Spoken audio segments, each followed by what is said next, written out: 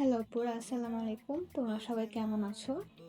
আমি আজকে চলে আসছি একটা সুন্দর নতুন রেসিপি নিয়ে। সেটা হচ্ছে সবজি দিয়ে বিরিয়ানি। নামটা হয়তো তোমাদের কাছে অনেক অদ্ভুত লাগতে পারে। তো এই তো আমি কড়াই নিয়ে নিয়েছি এবং প্রয়োজন মতো তেল দিয়ে এতে সামান্য গরম মসলা, পেঁয়াজ কুচি, মরিচ এবং সামান্য পরিমাণ আদা বাটা, রসুন বাটা, ধনে বাটা, জিরা বাটা দিয়ে মশলাটাকে ভালো করে কষায় নিচ্ছি। মসলা ভালো করে কষানো হয়ে গেলে এতে ছোট ছোট করে কেটে রাখা ফুলকপি এবং গাজর আমি দিয়ে দিব। এটাকে ভালো মতো ভেজে নিতে হবে যাতে পানি দেওয়ার পর ভালো মতো সিদ্ধ হয়। এরপর আমি আগে থেকে ধুয়ে রাখা চাল এতে করে দিয়ে দেব। চাল দেওয়ার পর আমার কাছে মনে হলো যে এটা পানি দেওয়ার পর মনে হয় না এই কড়াইতে আটবে।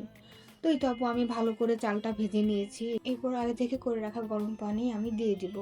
পানি দেওয়ার পরই আমার মনে হলো যে এটা আসলে আটবে না, এখানে আমার নাড়তে খুবই কষ্ট হবে। তো এই তো পানি শুকায় আসছে মোটামুটি এবং আমি আগে থেকে রান্না করে রাখা মুরগির মাংস এতে দিয়ে দিব।